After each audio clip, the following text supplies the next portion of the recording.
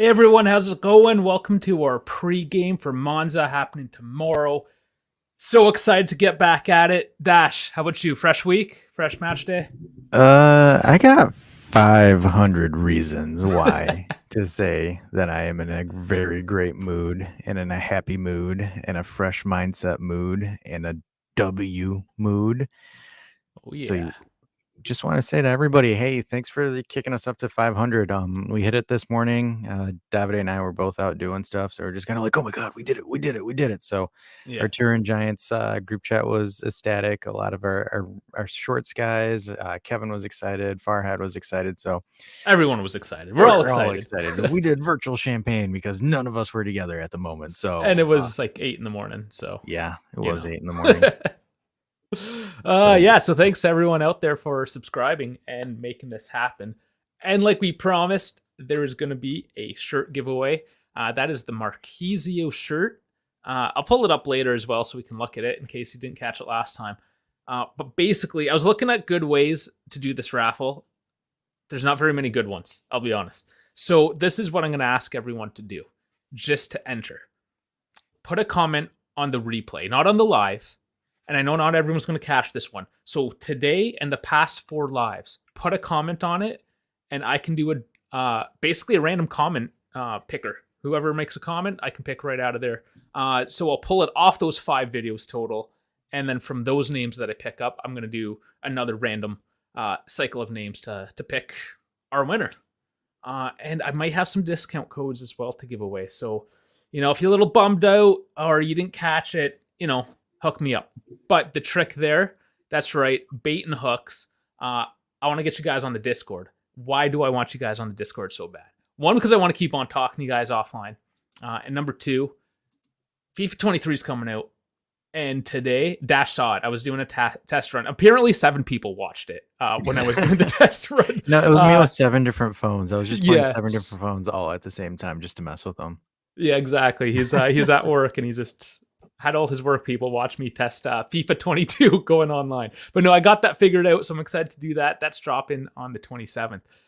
But enough of all that. Let's get into it. Dash, Monza. Monza. What do we have to expect tomorrow? So tomorrow's going to be an interesting game, just because of a lot of the news that's been going around, and also apparently this really Corriere dello Sport revealed this fireside chat interview, pre-recorded interview, something really wacky per se that happened between Allegri and one of their journalists. We're not going to go really too in depth to it, guys. We might just like pull in a couple of quotes. We'll spark note it for you. But if you guys really want a thorough breakdown, go ahead and I'm going to put the overlay up. Go ahead and check out our best friend, G Just Juve, Zio Beppe. Hopefully he sees this, but I have it circled in red over here. Just take a look on his channel. He actually breaks it in. It's an 18-minute video where he translates it from Italian to English and actually breaks it down word for word what Allegri was saying in the interview. Again, we don't want to do it because Beppe's already done it, and it's kind of at the point of a dead horse. And I honestly think there's more productive conversations we can have than just sitting here and talking about Allegri for 45 minutes. And our translations will be crap too. Let's be honest there. Like I know a little bit of Italian, not enough to like full out translate for you guys. Yeah, and also it's just literally it's the same thing.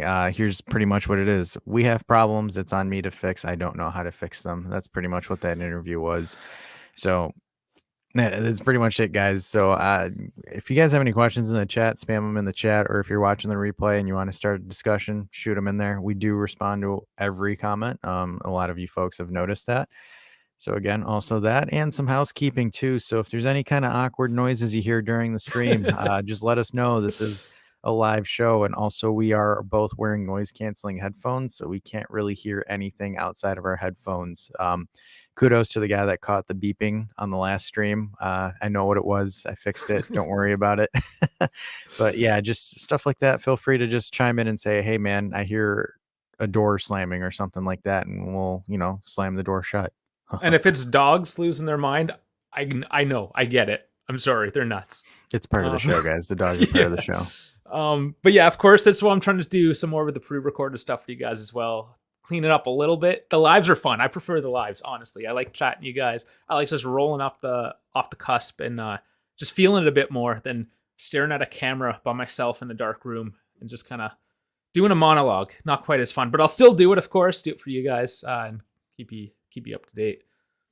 But yeah, All let's right. talk about the Monza. So first off, there's a couple of decent names in there that you wouldn't necessarily expect. I don't know if I don't know. It's late enough in the season now. If you want to look, you probably looked already.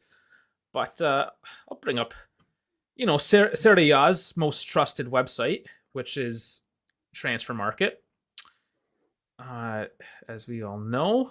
So here we go. Just a few names of note. So again, a bottom feeding team that, Salernitana, we know what happened there. But a couple of decent names nonetheless. So that's why I'm trying to exemplify that we need to respect everyone, essentially. It's Berlusconi's team. They're the Yeah. mafia team. So like, you guys, we gotta respect them because attenzione, attenzione, they're gonna come at you if you Yeah, say the old something like that. Berlusconi. What The a old character that Berlusconi. guy I is. know, right? Um, but yeah, just a few names. Luca Moroni as a center back. These guys aren't like super prolific, but stalwarts. Armando Izzo from Torino. Both the Ranocchias, the one from Inter and the one from Juve. Nicolo Ravella. We all know that guy. Man, I know, Uh, right? yeah, I heard he's a Stefanosa. I heard he's a very cool guy from what I've heard. Yeah, he seems all right. Stefano Sensi, there's another fairly big name. Salvatore Molina. It's probably not the same Molina I'm thinking of, is it? No, that's not important, Molina. Never mind, I said that one. Patania as well. There's another decent one. So a smattering of pretty decent players. So, we got to respect them. Yeah, That's for well, sure. and definitely for sure, and it's a Berlusconi team. The one thing that it just because it's Berlusconi and Galliani that managed them, so yeah, their record's not too hot right now. But we got to remember this team was like in Serie C like 2 years or so ago, and they just once Berlusconi bought them, they went on the rise. So Berlusconi said that this is going to be a long-term project where he wants these guys to develop or the squad to develop and be become a Sassuolo, an Atalanta, etc. So they're aspiring. Will they get relegated this season? Probably, maybe. But they have a pretty solid roster, solid group of guys together. So I wouldn't take them lightly because we're playing in Monza, 9 in the morning, so it's not a primetime game. And for some reason, we play very, very weird in the morning games, especially Yeah. when we're away from home. Recently, that's been a kind of an awkward trend. So it's gonna be a fun game. So just some notables before I pull up my screen here. But according to some inside sources, Alexandro, Adrian Rabiot, and Manuel Locatelli will not be called up. Chesney will be available, but the rumor says Mattia Perin will play. And why not? He's doing great. Yeah, tell that to Roberto Mancini. So hey, I'm gonna rant real quick. I'm gonna go after Mr. Mancini over here. How do That's a you good point. pull? How do you pull a bunch of bum goalkeepers but stiff Perrine? Like seriously, like that is I think he's made himself a case, a very good case that he should be at least getting some of the games for the national team. I know like, Donnarumma obviously is the starter. like seriously. I mean, yeah, I get it. Gijo, he's gonna start, but like, yeah, like Marat makes Sirigu is sense. old. Yeah, Like, having Marat there makes sense, but like the third goalkeeper, he has Ivan Provadelli from Lazio, and then Julie Lamo Vicario from Empoli. You're not gonna put is that the modern roster? Like what he's going Yeah, in? that's the call up. He didn't call up Perrin. Didn't Like, I and get he it, didn't. And that's the thing. Like I thought maybe Sirigu would still be in there, but I guess no. yeah, I Like think I that. think I think he's retired, from, the national team. Yeah, he might have done that. I Yeah. think what he's trying to do though by those names is trying to get something a little more fresh. As he said he was going to do anyways. Well, Murat, I get it. Alex Murat, I get calling Yes, him him as up. well. It makes sense. It's fair. Donnarumma, again, I get it. Totally makes sense. But come on, not having Perrin on there? Like, Perrin's got one of the best, save percentages right now. It's like 80 some percent. Like, that's absolutely insane. How Like, I come I could missed this whole like La Nacional call up? Did I completely? it Just missed the happened. bus. Well, because there's not that many Juventus players, that's probably why. But like, it just happened, and then not that well. Some people, like for example, Giuseppe. He was like, "Really? Perrin wasn't called up." No one else really batted too much of an eye. But like, yeah, Locatelli didn't even get called up. Well, I mean, he is He's injured, injured, but yeah. yeah, so Locatelli didn't get called up. The only person that got called up is Bonucci, unfortunately. So Bonucci is the only one that got called up. That's really a Juventus player because Meridian said two of them. So, two of I them. mean, I'm sorry. Apparently, and this Oh, is what's kind of Gatti, Gotti as well. Awesome. So the two center backs. two center It's kind back. of bad though that my Google feed decided to give me, instead of the actual national team call ups, the FIFA 23 player ratings. That's what made the head of the top of my Well, headlines today instead. they both dropped at the same time. Maybe that's why I got the one instead of the other. I'm sorry, guys. I'm gonna look into that because I'm obviously a national team supporter. I got Yeah, the and old scarf right behind me. as I say, we might do some national team content during the international break, Oh guys. yeah, Hint, we'll hint, wink, wink. catch in a little bit of that for sure. As well, I kind of announced it in the weekly roundup there a couple days. That was yesterday. Sorry. I want to start doing a more historical series of things. That was one of the things when we first started. People were looking at getting something. I'm sort of interested. I'm a bit of a history buff on the side, uh, but just going back to the beginning, kind of working up to present day. Just quick videos, 5-10 minutes, something like that, and just yeah, learning the history of our team, where they're coming from. Because I'm embarrassed to say, and I mean, how much of the Juve do I know from the 30s, for instance? But my wife decided to quiz me and got some random quizzes on the internet, some Juventus quizzes, and I mean, there was a few questions I couldn't tell you. Again, stuff from the 30s or the 50s and whatnot. So I mean, I think we kind of owe it to the team, if we're true fans, to learn at least a little bit of it. So whenever we have things like the international break, expect videos more like that, let's say. For sure. So, we'll touch on FIFA a little bit because I have the screen pulled up, so we're gonna have some fun real quick before we get into the Monza.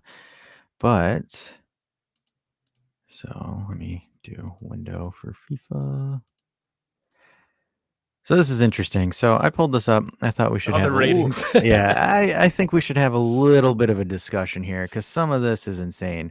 So the one rating that kind of stuck out to me the most is Bremer. Look at this. So in 22, he was rated a 76, and then he got bumped up to an 83. Like seriously, not even an 80, like an 85 maybe? You would think he's the best defender in Serie A. And Pardine going down a bit. Yeah, I Perrin mean, going down to 79. That also I thought was weird. I'm surprised they didn't move Bonucci down to a 77. No, I'm just Sandro kidding. was still an 80 though. I mean, good for him to get that. He was an 83, so they actually declined They him rated really him. bad. Yeah, Yeah, they always rated him high, but I know. I remember back then in like FIFA 2016 where he was like an 86, 87. and Quadrado hasn't moved. Yeah, he's still an 83. DeCilio's a 76. Zakaria's Sorry, yeah, a I mean, update 81. your list. Yeah, update your roster, FIFA. Moretti, Jeez. I would say, is probably like a 75. Arthur got a Yeah, get fair rid of drop him. off. Pogba. Pogba, He's out of wow, the even Premier League, so he gets an automatic drop off. yeah, I was gonna say any player that leaves the Premier League loses 5 points. Weston's American, so they have to market him. He gets a plus. Yeah, I'm You surprised they can didn't tell how like nonsense these ratings are, I right? know. I'm surprised they didn't make him an 85, McKennie, just because of it, because of America. Murica. Uh, Ravel, I think Ravel is a fair rating. Chiesa goes up even though he hasn't played in a year. I know, 84. Okay. Di Maria leaves Paris, so he drops. Yeah, he drops by 7. Dusan Vlahovic gets a +6, but somehow Lukaku's rated higher than him. Yeah. And then Moise Keane still can't even crack 80, and the poor dude's like 22, 23 years old. Yeah. Can't do it. Yeah, poor. And to be fair, I mean, maybe not all of you guys are into the FIFA. I think it's fun hypothetical conversation, but I mean the players themselves, because they're 20, early 20s, 19 in Maratti's case, whatever. They probably play this, and they did. There was a video there on YouTube of it was Dusan. Who else was it? Definitely Dusan. But they were looking at their player ratings live on television with their life size like player cards, whatever. So I mean they're into it too. Yeah, and it's like some of the responses were hilarious. Like I saw Bernadeschi and Insigne look at theirs and I'm like, huh? Like Insigne was hilarious because he almost guessed all of his right. So it was Oh like, yeah, I haven't checked that one, and I should, the TFC one. You'd yeah, think I I'd was gonna check say, that I'm one, but like, aren't you a TFC fan? What are you doing, Davide? Come oh on, man, man. I haven't had enough time to look at all the nonsense out there. But Uh, I mean, I've been trying to. Let's be honest. All morning, I was doing the testing for FIFA 23 Live, so I'm excited because I'm gonna play the game anyway. So rather you guys come and join me and have some banter as we do it. Alrighty, so let's So yeah, let's get back to Monza. let's go to Monza now. And you know what So happened when we completely like blew off a team saying, "Oh, this is a whatever team. We're not going to that talk much." happened. Yeah, that totally happened. We got burned. So we got to do you guys a favor and talk more about Monza so they don't completely uh, make a mockery Yeah, of our no, lack of for respect sure. for them. So let's go into Monza. So Monza's probable lineup is a 3-4-3 with their center backs being Marlon, Mari, Izzo. And then their midfield four is going to be Augusto, Sensi, Rovella, and Brinadelli. Hi, Rovella. How are you doing, buddy? You look really familiar. And then on the front three that they're running, it's going to be Carpri, Mota, and good old Marco Pessina from Atalanta. So apparently he is here too. Their Oh, coach did I is, miss Pacina? Yeah. I yeah, mean, there's another name. and Raffaele Palladino is going to be coaching them. And then our buddy, our Lord and Savior, Marco Landucci of Mr. Landucci Ball. Landucci. I forgot about that. Yeah, that's right. Because the red cards, I mean, Quadrado, obviously, as well as Milik, will not be playing. I know, it's crazy. So Landucci is switching to a 4-3-3. So we got our buddy Perrine that's back there, MVP of the season currently. Yep. And then we have Juventus till I die, Danilo, up on the right back side. We have Glenson Bremer. Congrats on your first Brazil call-up, Bremer. That's right. Unfortunately, I wish you could have picked Italy, but it's okay. I'm not going to take it personal. No, they took Benucci. And then we have Bonucci next to Bremer. And then we have DeCilio starting on the left. Interesting. And then here's a kicker.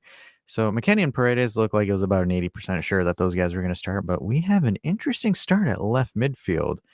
Nicolo Fagioli instead of Yeah. Fabio Moretti on the left. So that's going to be interesting. Some I'm rotation, telling you. yeah, for the young guys. All right, and then we got Filip Kostic. Thank goodness, because some people were saying that Keane was going to start, and Kostic beat Keane for the starting gig. I And would then agree. Big Daddy Vladdy up top. And then we got Di Maria. So Di Maria has been confirmed to be starting tomorrow. I'm gonna say he only plays a half, though. To be You think he fair, only plays a half? and then Yeah, Keane will get tossed in, yeah, he'll and play. he's worse on the right, as we know. Yeah, So, he'll play. Now who knows? They might convert Milik into a right wing, but or but switch to a 4-4-2. he's got the red though, right? He's not playing. Oh shoot, that's right. So I mean, what else do you have? To be honest, equals Keane. No, they signed this new player. It's A Dumitz Chocolate Milik. Chocolate Milik. Oh boy, that one was bad. I know. I tried. And maybe even a bit racist too. I don't know. Oof. No, that's not what I meant. No, I know. I was calling you No. out. But anyways, so notable injuries and some suspensions. So we got Marco D'Alessandro and our buddy Andrea Ranocchia. So both of those are out. It looks like Ranocchia's out with a sprained ankle. I wonder if I should zoom in a little bit more. There we go. Show me So their pretty again, faces. yeah, see their pretty faces up close. So you got Ranocchia out with a sprained ankle, and then you have Marco D'Alessio out with a hamstring injury, and then our Lord and Savior Milik Man is suspended, unfortunately, on a red card, and everybody's probably throwing a parade right now in Turin that Juan Cuadrado is suspended against Monza. Pug Daddy still out with a meniscus injury. Marley Ake, he's out with an ankle injury. But early October, we might see him. Yeah. After the internationals, yeah. I wonder if we're actually going to use Ake. Well, and then use him instead of Keane, yeah. Touche. And then Locatelli, he's out with some physical discomfort. I guess Whatever that means. I guess his ego's hurt because Allegri said in the interview his starting midfield would be Pogba, Paredes, and Rabiot. So I guess he's got some physical discomfort from that. So sorry, buddy. Yeah, we still love you. We still love you, Loki. And then we got Alexandro. He's out with a muscle injury. Yeah, okay, cool. What else is new? The sky is blue. Unfortunately, Kyle George is still out of that torn patella tendon, Will then he that's a ever tough come back? injury. Yeah, that's gonna be a tough injury to come back from. And our buddy Chiesa, the church, is out with an ACL Right. injury, of course, taking a little bit longer. And it says late September, but let's be honest, it's That's the January. earliest. Yeah, Yeah. it's January. We all know it's January. And to the folks that debated me previously that said it was October, ha, I was right. Well, I Um, mean, we'll see. That yeah. technically, you're not right yet. Well, come on, Not yet. man. Come on, Not man. No. yet. All right, and then Iron Man, the son of Veronique, Adrian Rabiot is out with a muscle injury as well, so we are missing him. I mean, if this And guy can't even play, if his one saving grace is the ability just to show up and not get injured, what good is he to us now? moral support. I mean, I was really getting on the Rabiot train this year. I don't know. I was amping him up, and now he has to go and disappoint me again. The funny thing is like that interview, just to quote it a little bit, was because I mentioned it a couple of seconds ago how Rabiot was like the starting midfielder, yet they were still trying to sell him to Man United. So Yeah. like how does that work? I It's think like, everyone tries to sell everything to Manu. yeah. Because it's like, we were trying to dump him, but yet you wanted him as a starter? Oh, okay. All right. Cool. Good talk. I feel like Man U is essentially that old couple that likes to go to the yard sales on the weekend and pick up everyone else's trash. Yeah, they're flea market Yeah. And specialists. they always pay. They never haggle. They always pay full price. Not even that. They'll walk up to your shop and they'll be like, "So, I'll give you 20 million for a Rabio," and you're like, "It's only $10." Yeah, $20. Okay, here you Yeah, go. they're those guys. And we would have gotten like a lot of money in Lukaku if we sold Dybala to him. I'm so mad that deal never went through. But team form. So going on to team form. So our buddies Monza started off. They recently tied with Lecce, and then lost to Atalanta 2-0, lost to Roma 3-0, lost to Udinese 2-1, and then Napoli 4-0. So good news for us is defensively they suck. Am I right? Oh, I mean, I'm just so wary of saying anything at this point. I mean, I I get got it. jaded last weekend. I get it, but like, look, they've conceded like, what is it, 4, 6, 9, 10, 12? Yeah, 12 goals. They've conceded 12 goals. Yeah, I So, mean that's good for us. Yes, it hey, is. Let's Vlahovic, do something with it. stat pad, buddy. You got to beat Karinsvaro. Like, hey, get some bangers here, man. They only concede 12, right? It's only the most conceded goals in the league. Yeah, I mean that now's the chance to open up a team. Yeah, Honestly, if do anything, it. and Landucci actually tends to do that when he coaches, so Yeah, guys, could be a good remember, one. he's starting DeShilio, so DeShilio is going to turn into DeShilinho and score a banger like he did against Roma. He'll take on half the team and score bottom left corner. But again, he doesn't have any other choices really at the fullback position, Well, right? I mean, So, not with that attitude. well, who else is? We don't have Bernadeschi to play at left back. That's true, but he's like killing it in Toronto right now. 3 assists, 8 goals. Yeah, as like yeah, right winger. That's right. Because Yeah, Insignia's on the left, and he even plays as a 10, and he wears the number 10. because to Toronto, he's a 10 in their eyes. So think about that. Juve left back.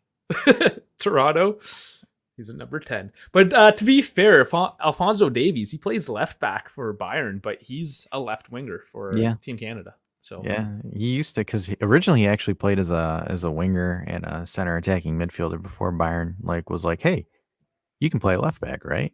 He's yeah, like, no. I Oh, guess so. we'll You see. can't We'll see your help. left back. Yeah. All right, Oh, which is awesome.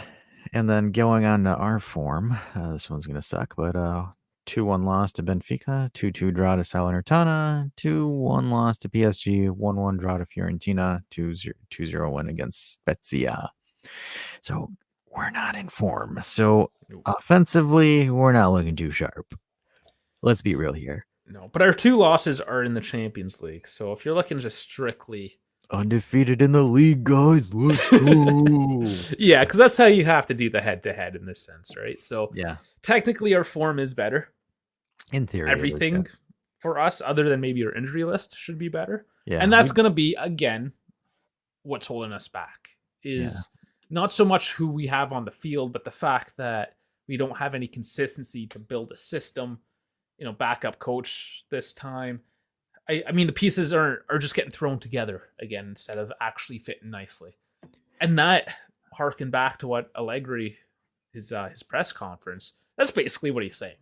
He's saying, I don't have what I need. I got the players that I wanted, but none of them are available, and I can't play the way I want to. Excuses. But the thing is the one thing I just don't understand is how like that team is not physically fit.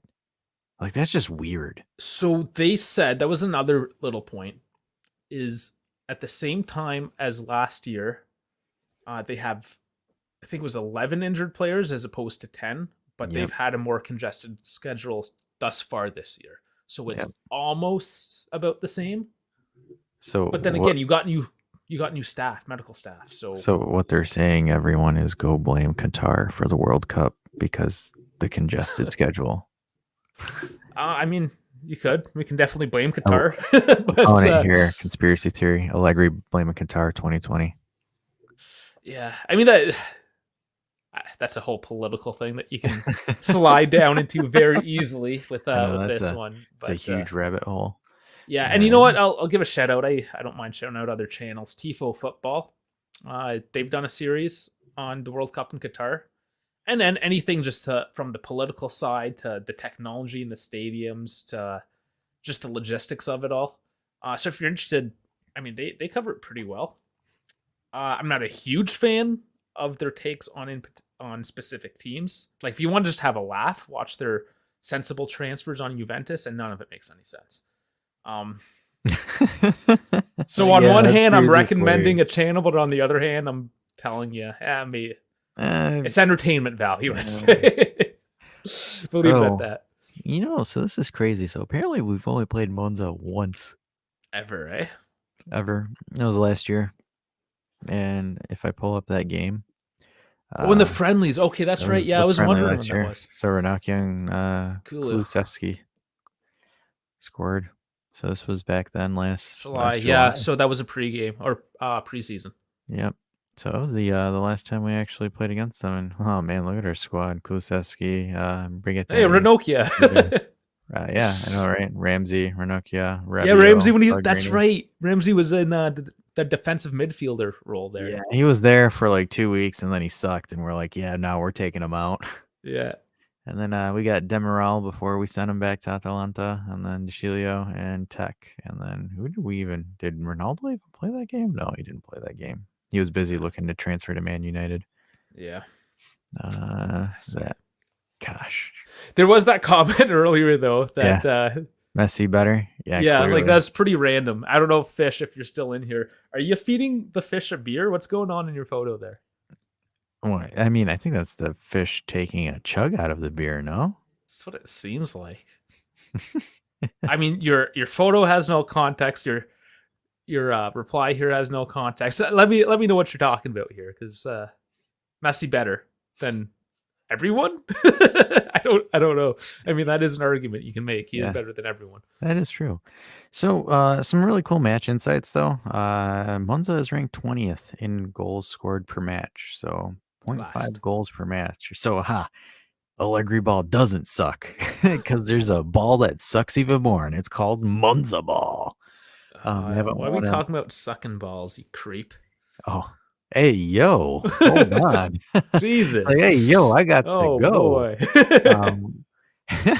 Haven't won a match in 6 attempts. So they've played 6 games, took 6 L's.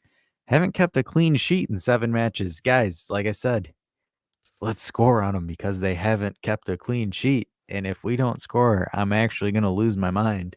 To be fair, we just need to open up and get all these bad mojo, get rid of all of it. Well, it's fine. I just blame Pogba's mom for it with all that witchcraft she's been doing. Her and Matthias and Pogba's mom. Apparently, there's a documentary and some videos on them. Also, shameless plug. Rabona TV actually made an actual video on that stuff. So yeah, he did.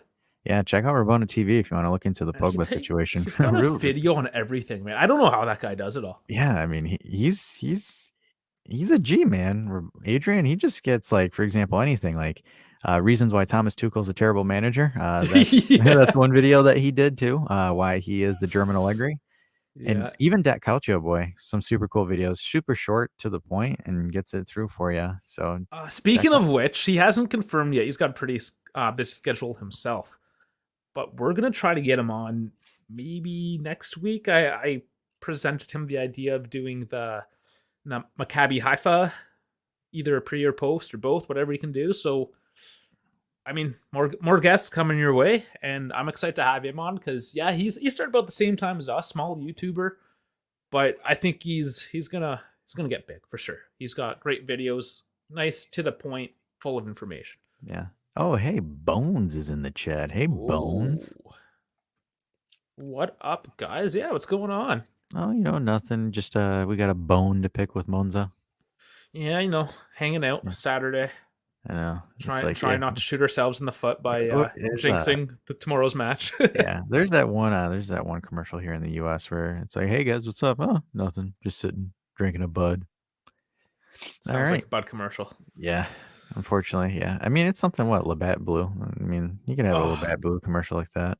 do you have Labatt Blue Yeah, in the we have States? Labatt Blue. Let me know if you Everyone. guys have Labatt Blue in your country and why it even exists at all. Not You sure. guys hate it? You got what, Like, sir? I was gonna say, is Labatt hated in Canada? The only people that drink it is old Frenchmen. Really? It's it's gross. Wow. Yeah. I did not No, know that. people do not drink it.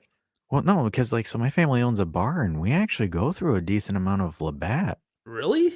Yeah, Oh it's man, that stuff it's gross. it's It's like it's absolutely like gross. it's like the Budweiser's, the stuff that we don't really go through, or as I like to call it, like I don't even remember the nicknames I have for it, but like, because I mean everybody gets Bud Light. Bud Light's like common, but like Yeah. Labatt is like up there. Because like That's interesting. because like I go through more Labatt than I go through Heineken or Corona. Well, because it's probably cheaper, I imagine. That's the same price. We charge Oh, $5 for a bottle of beer. for the same price. Yeah. Wow. Okay. I don't know what's going on in your neck of the woods, but I say, how much is a beer in Canada? uh, liquor, everything's expensive in Canada, Oh, unfortunately. You're probably for a pint. I don't know. I don't typically get bottles. I like to go for the oh, pints. pints. I mean, the same thing. I charge $4 for a pint of draft beer.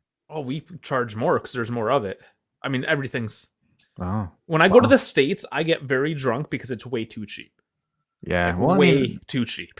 I mean, the United States is literally the epitome of alcohol anonymous or alcohol poisoning. Like, yeah, Yeah, yeah. yeah, it's not great. I mean, like But no, typically like 6, 7. I would say seven's about the average now to get a 7? beer. Yeah, Wow, and that's then if you crazy. want like an import or like the Heineken, whatever, you might be looking at 9. Really? Yeah, Yeah, I did not know that. The more you know. yeah. Don't That's come. I that's mean, unless you want to drink here at 18, 19, depending on the province, I was opposed just to about to say 21. that. Well, But 'cause no, you're not. Don't come here to drink. yeah, cause like, I live in Michigan, so, like, everybody that was, like that used to be the hip thing, like, "Oh, yeah," like, when I was in college, everyone's like, "Let's go to Windsor, everybody. Let's get wasted in Yeah, Windsor." because that's a great place to hang out. Windsor. Yeah, I know. And, like, well, it was like, Voodoo nightclub in Windsor. That's where everyone would go just to drink alcohol in Canada, and it's just like, no, I'm good." Yeah. Don't do that to yourself, guys. It's not worth it. Yeah, for sure. Alrighty, so back on topic because we Back on started talking topic. Yeah. about beer. Brought to And you by Labatt's Blue. brought to you by Labatt Blue. No, but, so here's a cool thing. So we're ranked in 6th in goals scored per match, so it's a little bit better than last year, so 1.5 goals. This is frightening. Haven't won an away game in their last 7 matches. That's not good. We need to fix that, like, badly. Yeah. And then ranked 2nd in goals conceded per match. I think that means defensively we're good. So there's only one team better than us defensively, so 0.7. So that's cool. And then looking at some insights here between the top scorers. So this is ironic. So Monza's top scorer is Sensi, their midfielder. Mm. I can And see then that though. ours is Big Daddy V. And so rating wise, they're roughly similar. 1 goal, 4 goals. Geez, Monza's top scorer only has 1 goal. They've only scored 1 Yeah, goal. I don't think you can call that a top scorer per se. He's Yeah. just the dude that scored. Did he even was it a penalty? Like, let me look at him real quick. Game that he scored What against was the Lecce. Lecce? Was it a penalty? If it's a last penalty, week. that's ironic. Nope, No, nope, open play. 35. Nope, Okay. open play. So Cool. at least it was an open play goal. Yeah, I was gonna Good for say, I'm him. like, yikes! If Monza could only score off a penalty, but that this has to be a must. This isn't like, come on, like if we This don't is win this, last weekend, but let's do it right. yeah. But all right, so and then some cool stats again. Vlahovic has got 4 goals, 5 matches played. Not bad. That's a really good. That's a really good percentage between the two. So there's not really else more there, but the one thing that I would expect. So I'm gonna pull out my good old snipper tool here, so I can draw on it. So Oh, one, KBTV. Sorry, yeah. oh Hey, hey, what's going on, buddy? KBTV's here. Hey, what's up? So I'm gonna pull this up here. Oh, I gotta share the window. Crap. All right, so I gotta stop and then reshare, It's so okay. I can do my. Dash is figuring out the back end. Give him I'm some time. doing my etch and sketch. All right, cool. Here we go. Alrighty, so I got my etch and sketch here, so I can draw a little bit more. So the one thing that I'm expecting Monza to do, which is similar to what a lot of teams are doing, is even though we're playing a 4-3-3, um, they're waiting. They're going to be waiting for Danilo to kind of press up over here, and then DeCilio to press up over here. So this is kind of what Monza's probably going to wait for us to do, and then I'll just pick another random color. So white's going to be Monza, red's going to be us. Why am I doing that? I should switch those colors around. So let me erase all these. Because 'Cause we're in the red. We're gonna be in the red tomorrow. That's why. no, we're not gonna be positive, Davide positive. So the idea is offensively, Danilo and DeCilio are gonna hopefully push up and kind of help contain on the edges. So what Monza wants to then do is their wingers are going to attack the space that's left behind McKennie and Bremer. So this area here, same thing with Pessina. So Monza's rate of attack is going to be taking this space here. If they can take this space here, isolate Bremer and Bonucci, there's going to be some issues here. So they'll cause us problems. So that's what I'm thinking of, because then you'll have Augustino that will back up Carpri, and then you have Brinadelli that will also back up Pessina on the edge. Mota, for the most part, is probably just going to stick right here and just hold this area down right there.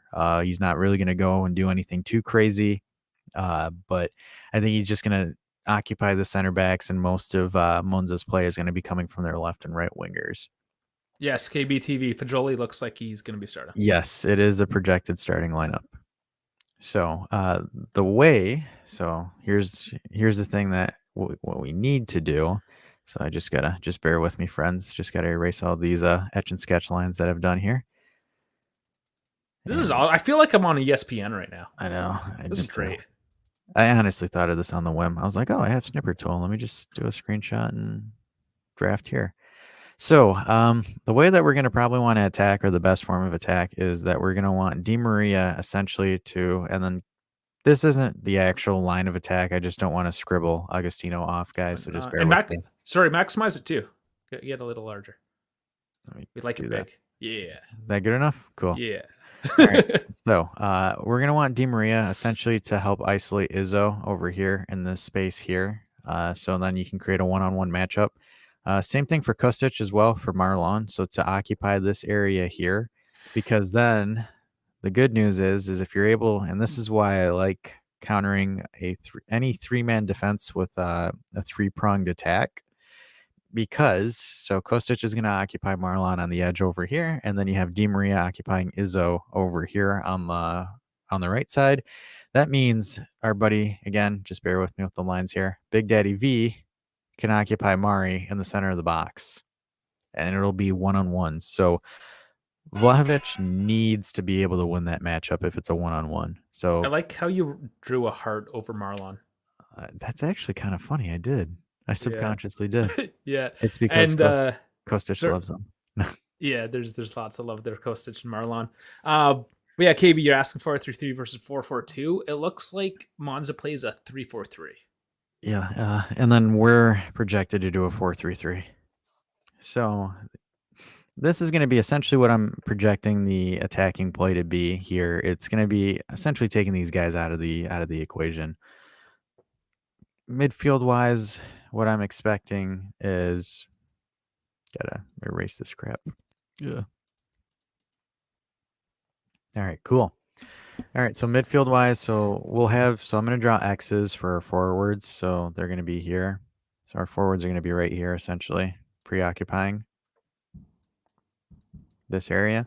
So what we're going to be wanting, or what we're going to be expecting is, so Paredes, I'm going to draw past Vlahovic, will probably be holding this position here. So this kind of circle slash square that I'm trying to draw. So Paredes is going to be watching this area here. So he'll be dictating play on the offensive side. Fagioli will probably open up wide over here around the Brinadelli area. So again, just so he can switch balls into the box or cross. And then McKennie will for sure be trying to win an additional matchup right here, where if Vlahovic is preoccupying Mari, McKennie's going to try to push into the box. Maybe a little header. A little bit of a header. You got it. So that's my thoughts. But what could potentially happen as well is, so you'll see Fagioli and Paredes both occupy the space right here. Both of them will be right here. And then you're going to see DeCilio move up wide right here. And then you're going to see Danilo move up here as well. And then you'll still have McKennie making his run here.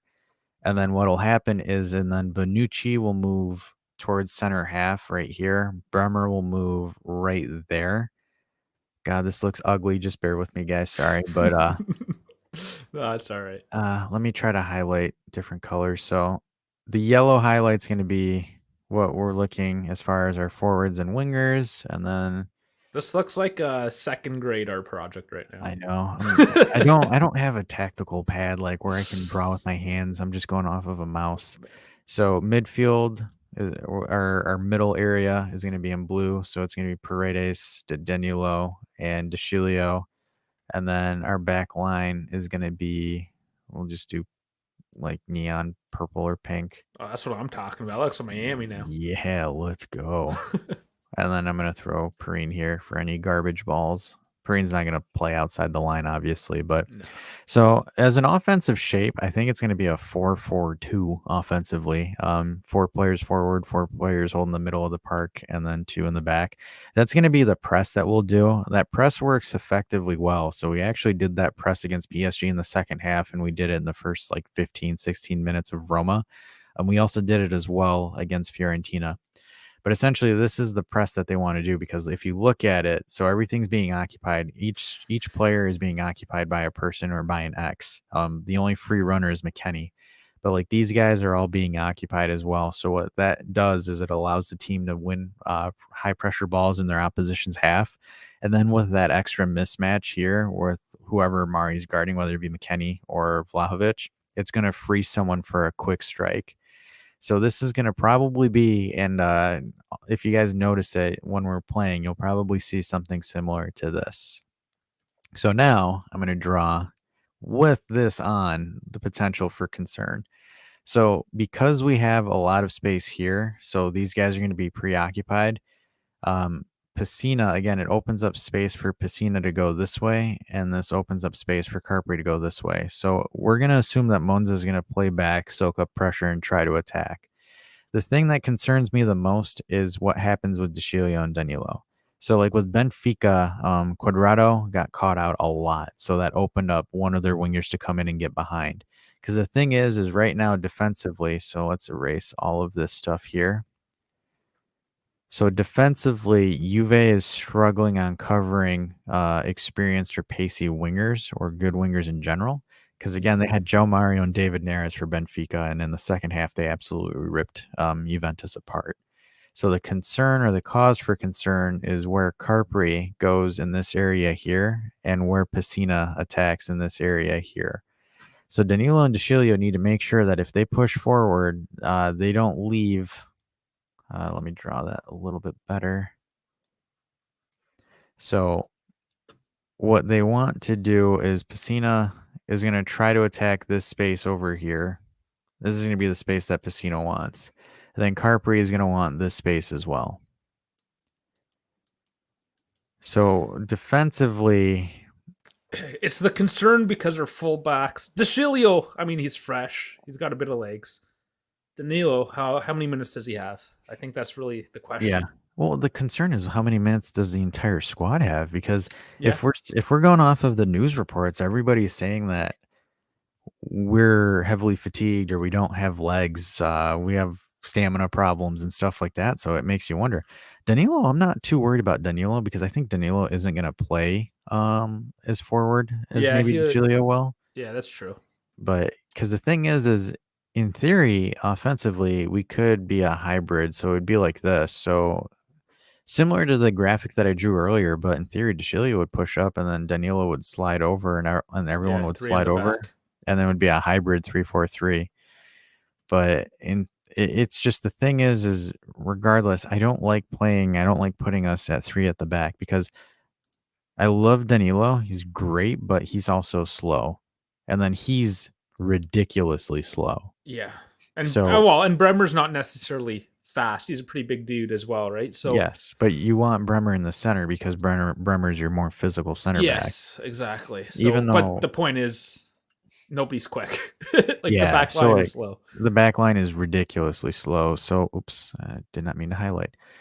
But the thing is like having that there is the thing that's kind of like the cause for concern because like we got caught out by wingers and like it's just I know Monza hasn't scored any goals, but like same thing with Salernitana. Like they got us through the edge. No one's broken us in besides PSG, but like no one's really Mhm. gone through the middle of the park against us. Yeah, It's and always a just counter. It's a counterattack essentially. yeah, and I just So want to answer some go for it. Marianne's here. Yeah, because it's been up for a while. Do you think Di Maria is at 100%? Nope. No. Just quickly, a Nope. quick answer. No, I don't think he is. But it's him or Keane at this point. So he'll probably get subbed out maybe at the half. See how he feels. Keane's coming in. That's my prediction. And he's gonna hit a banger. Keane always scores against teams like this for some We've reason. been trying to make it happen. You know, we're trying to manifest it because we can't do Milik Man tomorrow. Yeah. And KB, Allegri isn't the coach tomorrow. So It's Landucci. yeah. So we'll see. I mean, there's an error of uncertainty in that case. We'll see how he actually wants to deploy. And yeah, could it go 4-4-2? Could it go 3-4-3 like Dash just said? I mean, we'll see, and we'll see how much Allegri has the influence on that call Yeah, without being on the field. the only time I see it's hybriding to a 4-4-2 is once Di Maria leaves the field. Yes, yeah, That's I the can only see way that. that I could see it because, like, so for example, hypothetically, say that we switch Di Maria for Keane. So I'll just highlight Di Maria here. So, like, say that we switch Di Maria out and it's Keane, then you'll see Kostic drop down here and it becomes a 4-4-2. That would be the one time where I would see the hybrid kick in. Yeah, So that would be something that we might see in the second half. Um, so you never know, but I think just because Landucci's coaching, I don't think they're going to overcomplicate it. I think they're just going to keep it as a 4-3-3. Um, yeah, so the interim coach does follow Allegri's request per se, like, you yeah, know, the initial team setup, but like game time decisions or like, for example, say that like something's not working tactically, it's Landucci that does the adjustment. So like, for example, Allegri can tell him, hey, Landucci, play these guys, play this formation, do this. But like, for example, if something happens like in Roma, the Roma game last year where Landucci made some substitutes that actually helped do something, he can do it. He's like there isn't like for example, it could be, but I doubt it. But like there are some coaches that give you a set list of who to sub and when to sub them. But you never know. You never know. So yeah. All right, Landucci ball will win tomorrow. we're hoping so. He's won. Hopefully. His record's pretty good, if I recall correctly. He is, but watch Landucci's sitting there. He's like, if I don't win, Allegri gets fired, and then I become the coach. Yeah, the master plan. Bim and Rolesa. I hate Juve playing with low blocks. All the opponents will look good in the middle and easily get into the box. Yeah, that's true. But I think right now, from what I've seen, where like teams get threatening in the box is whenever our fullbacks are in weird positions. Because like the thing is outside of PSG, no one's really come in and attacked the box and broken the box down. Like for example, and just counting Serie A games, like the games that we conceded were Fiorentina and Salernitana and Roma as well, but Roma was more so a set piece. But like But the thing is so the thing that I'm more concerned about is us getting caught offsides. So like that's going to be the problem. So like for example, our fullbacks get pushed out of position again, and then someone will take, let me draw a different color here. So, and then somebody catches us through the middle in this area here. So this space here is the space that like we've been getting broken down with. So like, for example, with PSG and Benfica, either the attacks came in from the edge over here as well. The only time that it's a little bit different, and I think I'm getting a little bit of. All right, All right, yeah, he's I'm good. back. Okay. So sorry about that. Just some background noise that I'm trying to get rid of. But so the area here, so like for example with Benfica, they came in through the wings, attacked through here. Same thing with Salernitana. So that first the Candreva handball, it came in through this area, whether it be an area. So Quadrado was here, misplay, opens the play to go down in this direction, cross in, it goes in. As well as like for example the Mbappe goal, it was an action that came in through the left through Sandro over here, 1-2 touch here, and then it went into the net. So there hasn't really been an instance where we're getting broken down through the middle. So this season, as far as we've seen with the games that we've seen, no one's been able to come in through the middle, pass the ball, and move the ball around here. So essentially, in the center of the park, we're good. It's just and also when we're sitting back, we're not really conceding either, because the only time that we've conceded when we've sat back is across from the corner kick over here, or I'm sorry, it was over here actually, where the ball comes in. Somehow Sandro missed it. Dybala does like a really weird karate kick where it comes in and then it just goes in through Tammy Abraham's forehead. Yeah, that was a messy play. Yeah, so it's really weird per se how we're conceding, but at the same time, cool Bones. Just listening to my tactical breakdown makes me wonder if you could set up the squad the way you would like. Ah, so I do actually have coaching badges, so I am working to like actually become a certified Do you get coach. a So sash that you put I, them on, like a? I no, it's not. It's like a document per se that's like, hey, you're certified to do this. So like, yeah, for me, it's more of a hobby. But how I I'm would, just busting your balls yeah. though, right? Because there was another joke too with the hallway monitor. You wanted to, what was it, a min or? Oh yeah, I was messing around. It was a group of friends. I was like, I need to be a chat monitor to troll people, and they're like, Yeah, and so then I called Davide's you. like the hallway Yeah, monitor, the and hallway monitor with the sash. So now yeah. you have your coaching badges across your hallway man. Yeah, So like, so that's what I'm going with. so like if what was it? If you guys follow our Discord, so like if you actually look at my profile, Davide did it as a joke where he's like, oh yeah, you're the I'm the hall monitor of our Yeah. Discord. Speaking of which, that barcode, I just threw it up. That, if you scan it, will get you straight into our Discord server.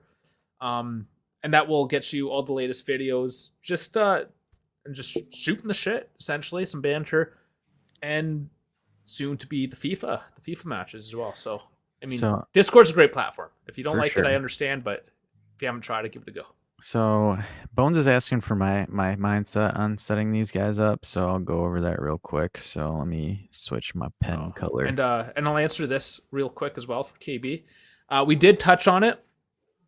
We didn't go too much into it because Zio Beppe did that already. So check out his interview. He translates it a lot better than us. So that's why we're just gonna just send you to his channel, because I mean, when people nail it, there's no need for us, especially when they're our friends, and like we don't want to compete with Uncle Beppe. I mean, he's got that material. That's his video. Go watch this.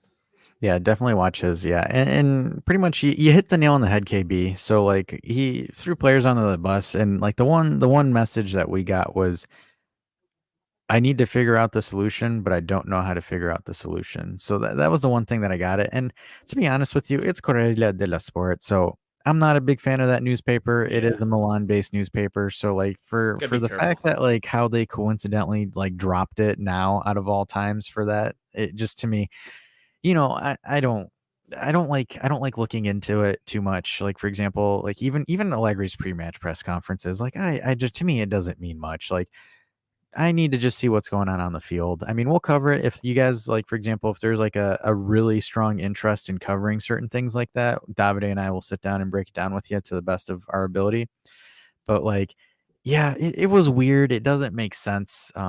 It seems it's almost like Allegri was drunk or something, and it's like that guy sat him down and asked him a couple of questions. It just wasn't Allegri like, but at this point, the fact that it dropped right during this week, because this week is probably one of the most like terrible weeks for Juventus ever, per se. So, to be honest with you, I'm skeptical of a lot of the things that they were saying in it, but it is what it is. It's gossip. At the end of the day, you guys remember, like even in the summer mercado, we had like 15 different journalists competing with Rudiger's a done deal to Juventus, and then Oh someone's my. like, just kidding, never mind. So, It was a it, mess, yeah, absolute mess. it's that. I mean, again, so we have the overlay. It's on Bepe's channel, so we'll show that at the end if as a plugin. Just go to G Just Juve. He actually breaks it down, just as Davide said, translates it, so he'll have it in for sure.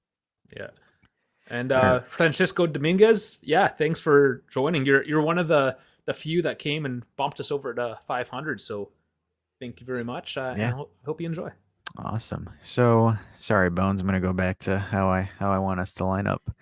Yes. So I agree with a 4-3-3. So for me, that's something that I do like. But the one thing that I would want to see more of is, and this is me just going off of this starting lineup. I don't want to, sit here and play fantasy football. The one thing that I would want to happen is, so like for example, I would want Vlahovic not to go all the way to Mari, but I would tell Vlahovic to stand in the hole.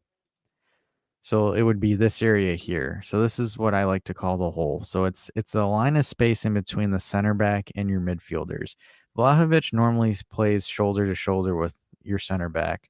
The reason why I would want Vlahovic to hold the hole is because there's usually a gaping amount of space. So if Vlahovic stays in this area here, the next thing that I would want is to see, I would want to see Di Maria move out wide in this area and occupy this space here in front of Izzo, not behind or through him. So this space in between Agostino and Izzo. And then I would want Kostic to operate here. The reason why is, so for example, with Paredes being able to move the ball that he's able to move, um, I would want to see, for example, and this is a little bit more progressive, of a progressive philosophy. This is again, if we're trying to break down Monza and we're not doing a counter attack. What would happen is, so I'm going to do the ball in black. So like, for example, Paredes has the ball. So, and then Paredes, I'll move Paredes over here to occupy the middle of the park. So Paredes is going to be in this area here. So the one thing I would want to see then is, like, for example, Paredes moving the ball to Di Maria. And then since Vlahovic is in the hole occupying that space, if he's able to do a quick one touch to Vlahovic in the hole, that frees Kostic up in this area because Matri will then step two. And then it puts Marlon in an awkward position. So Marlon would either decide to help Mari with Vlahovic or stick in his spot. So then that essentially frees Kostic to move out into this area over here. So it would free Kostic to occupy this space. And then same role reversal as well if the ball goes in through Kostic as well. So like it would open up this space here, and then it allows McKennie to crash in and Vlahovic to crash in as well, because they're expecting the ball to be either over here or in theory over here from Di Maria, because both Di Maria and Kostic can both cross. So then that opens up the middle of the space, and it causes, so it's a quick succession. It has to be quick touches for them to move in. So it would then open up for a header to get some air game, because right now our air game's been very well. Scoring off headers has been something that we've been doing phenomenally well But as far as a Milik, I breakdown. mean, Yeah, Milik has been one of those guys, and he's not playing. Milik, So McKennie's got a great header too. yeah, So I mean, he's we gonna be our guy. also gotta remember that as well. So again, it's going to be something like, and this is, in theory that we're attacking Monza from a breakdown position, not in a counterattack. So if we were countering, the one thing that we would look for again, so the one thing that, and I'm not a big Lukaku fan, but the one thing that I appreciate about Lukaku is his ability to stay in the hole. So again, so with Lukaku, or not Lukaku, with Vlahovic, oops, wrong thing. So with Vlahovic, again, occupying that space, so the hole, so the gap in between the midfield and the defenders. So say that these guys are attacking us on our end. So let me erase that and I'll draw this here. So you'll have Izzo over here, you'll have Mari over here maybe, and then Marlon over here as well. And then you'll have their midfield four, so their wingers will probably be up here, and then their center, Rovella and Senzi, are going to be over here, and then their forwards as well. So they're going to probably occupy this space here. So the spot that Vlahovic needs to occupy in a counterattack, so where he wants to go is in this spot here. So the reason why I would prefer to have Vlahovic in this hole over here. So then again, if you're able to play a quick counterattack off, so like for example, to set up a counterattack, you'll have the ball move. I got to pick a good color for the ball. I think I'll stick with black. So, and then say, for example, Paredes or Perrine or whoever gets the ball, they send the ball to Vlahovic over here. And then because Vlahovic isn't attached to the center back, it gives them a second or two to pick a through ball to Di Maria or Kostic. So then the ball would then move from this area out here wide or move in this direction out wide, either through Di Maria or Kostic, and then everyone would crash in behind, and then Vlahovic would push in through the center. Essentially effective counterattacking football. That's something that Conte does very, very well. So you look at his inter team with Lukaku and Lautaro. So the ball would go into Lukaku's feet, and then it would be sent out to Lautaro, Perisic, and whoever their right wing or their right wing back was at the time. You said okay, sorry. I thought you were getting Perisic and Pacina mixed up, but No. okay, No, not at all. my bad. So hopefully that answers your question, Bones. But like for me, the thing is with Juve, it has to be a quick 1-2 move. Unfortunately, we don't play like that, so that's an issue. But that's a funny comment. So I feel McKennie gets a lot of hate. I feel he has not played in his natural role and therefore flops every game. Yeah. We don't hate him like that. Yeah, we definitely don't hate him. I do like him, and I do agree that he is played a bit out of position. He does need to play a little more advanced, I believe, and maybe just in a different system altogether. I don't know if this is the best system for him. He was a Pirlo player, and he's good enough to get the trust of Allegri, so he's continuing to play. So yeah, he is a good player. So the one thing that I will comment on McKennie is he doesn't have a dribble. He's not a dribbler. Yeah. But like he's got an engine. So he's kind of like Vidal, but not like Arturo Vidal.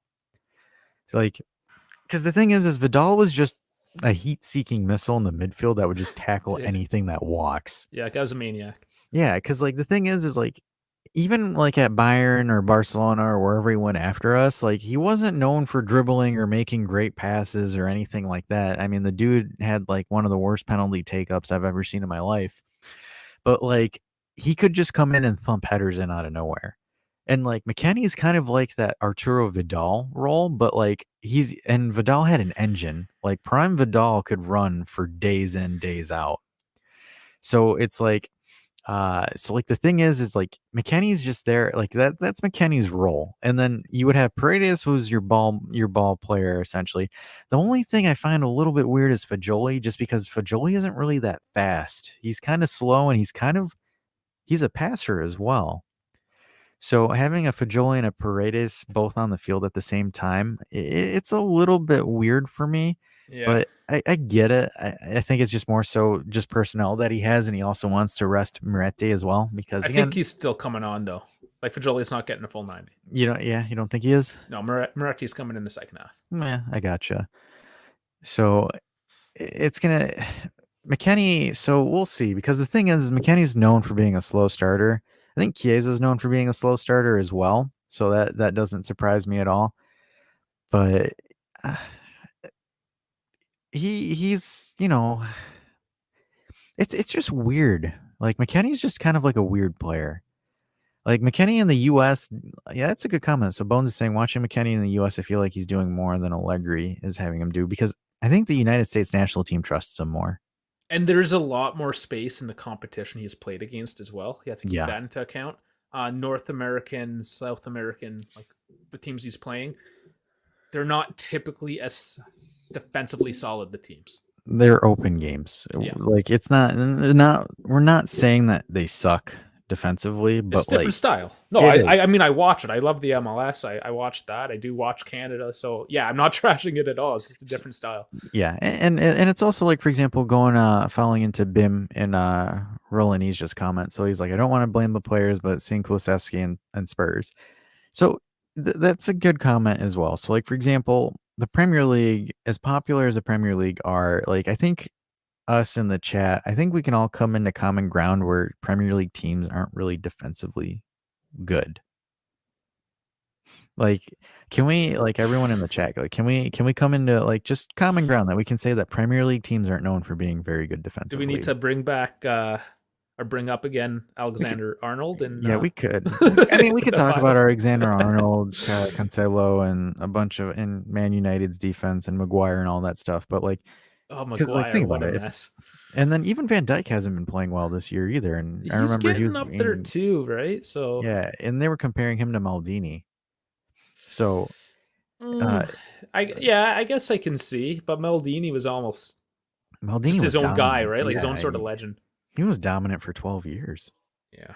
So like the Premier League. So the thing is that I believe Kulusevski is losing his starting spot to Richarlison. Richarlison's been starting over Kulusevski for the past couple of games. Yeah. Ever since he So showed up. yeah, and the thing is like Serie A and the Premier League are two totally different things. It's just it's a little bit, I don't know. It's just defensively the Premier League's a lot easier to score in, especially if you're a winger, than it is in Serie A. Where ironically, Premier League strikers can do well in Serie A because again, you get more play through you than you do on the winger. Because like for example, outside of Holland, striker wise in the Premier League, strikers don't really do that well. You got Their Kane. wingers, their Kane. wingers excel. Yeah, I Like mean Kane's done all right, but I know what you're saying. because like think about it though. So like top teams in the Prem, Liverpool, Man City. Their best players were Liverpool's best players are Sadio Mane and Salah. Firmino is just kind of there. Think about it. And then same thing with City before Haaland signed. KDB, Riyad Mahrez, Sterling, Foden. They're not strikers, they're wingers. So it's like it's just the thing is like for winger, I think wingers excel in the Prem just because of how, because like for example, Salah when he was at Roma and Fiorentina, like he was good, but he wasn't like Ballon d'Or good that everyone at Liverpool touts him as. And this isn't us knocking. We're not knocking Liverpool, Salah, or anything like that. We're just literally talking. The idea is this conversation, this little segue that we're having is just defensive setups. So Tammy Abraham didn't excel at Chelsea, and Chelsea never. And like for example, same thing with Lukaku. Like Yeah. their strikers aren't doing well because like look at Tuchel's play. It goes through the wings, and most Premier League teams go through the wings. I think I think Holland going to City is the first time we've seen a team actually play true number 9 play. And the thing about Holland too is his goals. It's more so just City just lobbing balls into the box and him just coming out of nowhere and doing Brazilian jiu-jitsu to kick the ball in. So the thing is like, and the funny thing why English strikers also excel in Serie A is the tactics. I think it's the tactics because they're being utilized. So like for That's KB example, saying here. yeah. So like the thing is like Italian tacticians, like let's use Conte. Perfect example, Conte, Inter, and Lukaku. Use Lukaku again. Everyone was laughing at him saying that he's washed up, done. And I'm no Lukaku fan or supporter, but he went to Conte. Conte made him the centerpiece of their offense. Dude flourished. Yeah, Same thing with he Tammy did. Abraham and Jose Mourinho. Also, yep. So like Tammy goes in there, he's Roma's centerpiece. Like everything goes through Tammy. And now look at that. Tammy broke Batista's record, I think. Was it Batista's record? Batista's for Roma? Most goals scored in for first season for Roma?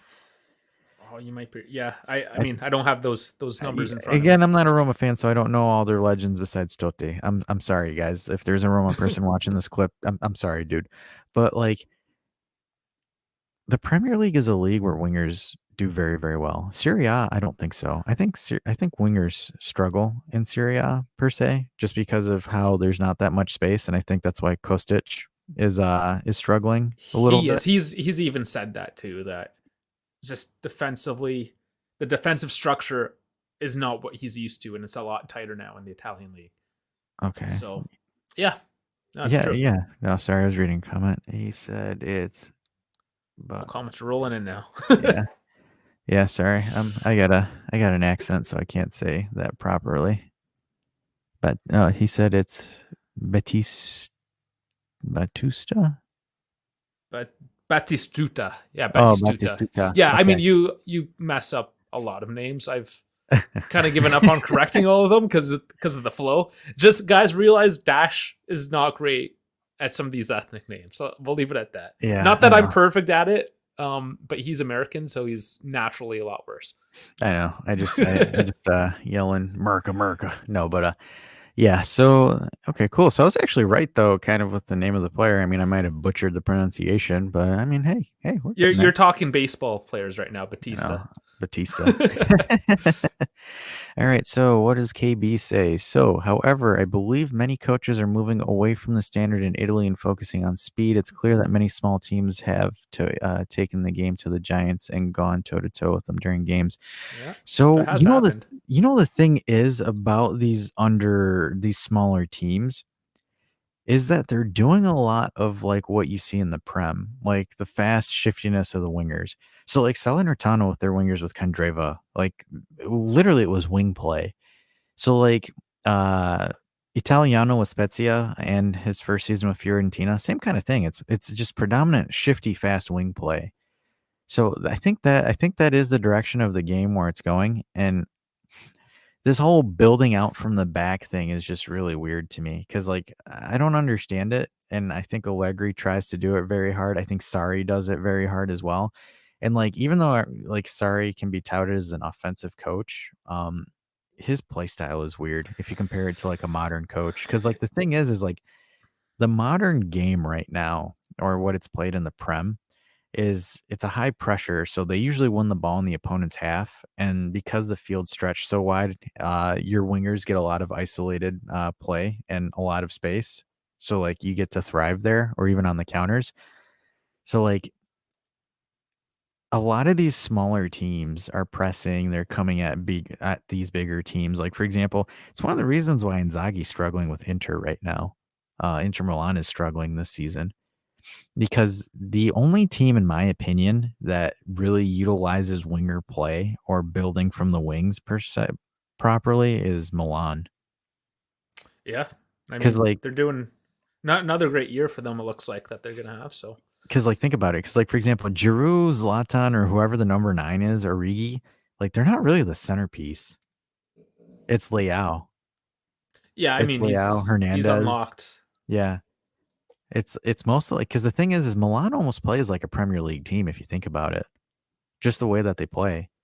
Because it's just like they don't have superstar like because Antonio said this on IFTV's podcast where like we don't have a superstars, but like Leao is a superstar in my opinion. I think he's a superstar, but like the thing is everyone else around him, like Tonali's good, but Tonali's not like a superstar. He's He's not like only an 84 in FIFA. I yeah, he's mean, only an 84 in you're FIFA. Like, considered geez, world class at 85. So yeah, just it's like just saying. 85. I was like, geez, Tonali, damn peon. No, but like the thing is, yeah, it's just like Allegri. I don't even see how Allegri could do that with the players that we have. No, and that's part of the problem. As people have saying, that yeah, we just don't have the right squad composition for what we want to do with Allegri. So Even and for with the injuries, of course, as well. even for a 4-3-3, it's still weird because like the only player, and this is I'm not taking in like so like the only players that make sense right now are like players that like okay, this guy can do something is midfield, and I'll say midfield right now is Paredes. Yeah. Because like McKennie, you're kind of like, what does he do? Is he just the header? Does he just head balls into the net? But Moretti's a good Metzela as well, though. I'd say no, I get young, you. No, obviously, I but get you. yeah, I get you. But like, I mean, like right now, like for example, looking at this lineup that we have shared right now, yeah, this one, yeah, absolutely. Obviously, center backs are in center back roles. Um, Full backs are in full back roles, but not exactly. I mean, as Bowen's saying that the meta is attacking fullbacks, which kind of is, yeah, especially when you're talking premier attacking type play. but But yeah, Does Real Madrid have an attacking fullback? because they absolutely like Yeah, they and exposed yeah, they exposed the yeah. Premier League defenses. I mean, Madrid is meta. Let's just say Yeah, I was gonna that say they are the Madrid meta. Madrid is the meta. They have, Yeah, like, 2 starting teams practically, yeah. like, so, like, the thing is, again, like, for example, Fajoli, like, I'm a little bit confused on what he does. Like, what is his niche on the team? I mean, he has to find it, I think, is Yeah, where he's at. and then, like, the thing is, and, like, people might call me crazy for this, but I'm still confused on Vlahovic's niche. Is he, like, for example, is he a Mario Icardi that, like, lives in the box and taps it in the net? Or is he, like, kind of like a Conte's Lukaku where he builds up play from the back? Because like, right now, I'm, like, confused because, like, the thing is, like, he can score like, he's probably one of the best all-around strikers I've ever seen. When he But, gets the like ball and he has some space, yeah. absolutely. But So, well, like we discussed that he's either not getting the service and or he's not creating that space for himself. yeah, so, like, that's the thing because the thing is, like, and we covered that in the Benfica clip, but, like, I don't know, it's just one of those things where it's just a weird composition. Like, for example, me, if I'm coaching the team, I'm using Vlahovic as a target man to build, essentially, to distribute the balls to your wingers, and then he goes in for the kill. Allegri is kind of like, I don't know what I wanna use Vlahovic for, because He's like, for just example, like a straight up target man without any of the movement, it seems. yeah, like, he doesn't have the off the ball movement of a target man. Like, for example, Milik is like an Icardi almost. Like, he is an Icardi-esque player. He lives in the box. He just comes in, free kick, whatever, tries to head the ball. But, like, for example, and then Di Maria would be my skill player on one wing, and then Kostic would be my crosser. Yeah. Like, that makes sense. So mostly it's I mean, fullbacks are weak, let's say, not the greatest. And our number eights or Metzellas aren't really the most suited. But on paper, our forwards should all be good. So here's a question for you, Davide. So in regards to the fullback, because what makes a good fullback essentially? One that goes up and crosses the ball into the box. So, like, for Yeah. example, here's an interesting thought, and also this is for you two guys in the chat. Trent Alexander-Arnold is good because he's switching play to Mane. Alex Robertson is good because he's switching play to Salah. Those two guys both score. And it works because of the high press. They're Yeah. meant to be doing that press in that So system. like the thing is like is if DeShilio or if Danilo start crossing balls into Vlahovic and scoring, wouldn't that in theory make them an attacking fullback? It's just a thought So nugget. It's yeah, not no, no, it's a it's rhetorical interesting question. Just because yeah, that's it's how you defined what the attack is. So is it somebody that joins the attack or somebody that contributes to the attack? because So you like can contribute without actually joining. because the thing is like you don't see we see it and we don't see it, but like we don't see us consistently play a crossing balls into the box style team. We're not like it's weird, man, because like the thing is I don't understand about us is are we a team that's going in through balls or are we going in through crosses? It's almost like a weird blend. Like, for example, right now, Man City is a cross team. They cross into the box, Holland pops it. Liverpool, they cross, but low crosses, not like a lob ball over and it goes into Salah or Mane, but now it's Darwin Nunez. So, like, the good teams have a niche. Like, for example, even with PSG, like Messi, when he distributes, he's distributing it low because Mbappe and Neymar aren't really heading players that use their heads per And se. it's harder. You can argue it's harder to get a nice hard low ball in because there's more in the way of that pass, right? So you need more skill to be able to pull it off effectively. Yeah, because and that's the thing. Because like I don't know, it just makes me wonder. Because it's just like it's almost like it's weird. Like the whole thing is weird that we have set up. Going into who had it. There we go. Sharif says Fajoli is a distributor like Pirlo, Pjanic, Verratti, and Paredes. So normally they don't play together, but he is playing Fajoli as an 8 and McKennie out of position completely. Yeah, I think that's the comment. That's the comment that I think we're all coming into consensus because, like, the Yeah. thing is like Paredes, you only really need one like main distributor because the reason why I'm confused about Fajoli is like from what I saw in the preseason games that Fajoli played multiple minutes on, he's really slow. That being said, though, Yes, I'd agree. Fajoli doesn't really fit in the setup. However, he needs to get minutes, and this is the double edged sword. Is these games should be easy. It should Just be, walk over them, kind of like last week should have been. So but these are the games you would put a player like Fajoli in. because for However, Joe, go ahead. we're on the sorry, yeah, we're No, on no, the you're back good. foot now. So I don't know. It's hard. Obviously, we have to rotate the squad. I think strictly that's all this is part squad rotation, part getting the young guy some minutes so maybe he can find his niche to get that speed and that the tactical technical aspect. Sorry, just to get better. He just needs to get better, and he can't do that without playing. So that's all this is. Does it fit? No, not really. But it's what we got. Yeah, because the only thing that I can think of right now at the top of my head is that, like, for example, Allegri trusts Paredes to make all the defensive movements, so like the tackles Yeah, and the challenges, and then he wants Fajoli maybe to distribute the ball because, like, the thing is Fajoli strikes me as a Pjanic, like a great passer, defensively mediocre and not really fast. Because that's how Pjanic was when he played as a regista for yeah. us. Or what Arthur was going to be. Yeah, what we wanted Arthur to be. And then unfortunately he chose Call of Duty instead. But but like the thing is like that's the only thing I can sit there and think it makes sense. Because like for example, if it's Moretti instead of Fajoli, I get it. Moretti is gonna be moving forward, he's gonna attack the space, he's gonna attack this area here. Because that's what Moretti's been doing the previous couple of games. But I don't know. It's a weird lineup. I'm kind of confused with it. And then 2K. So his first comment was, I think it would make them attacking fullbacks, but our attacking fullbacks aren't fully attack minded. Okay, so what he's trying to say here is they don't have that kind of like offensive mindset, like that thought process. Deschilio sort of does. I thought Not Danilo great. did to an extent previously. I don't know if he does now, but I Yeah, remember now that. that he's older, I mean Yeah. he has the ability. It's whether he has the legs to be able to do it. Yeah, because like for example, you see a lot of those older players, they're just kind of, I mean, it might just be because of their legs, but they just sit back and just kind of chill per se, more so like Arnold and Robertson and Cancelo and all those guys are, I mean, I think Cancelo's probably the oldest one out of the bunch, but even like Yeah, Kyle Walker, like those are guys that everyone considers. Same thing with Grimaldo, the guy that we're following. yeah. They're all under 30, so like most attack-minded fullbacks are under the age of 30.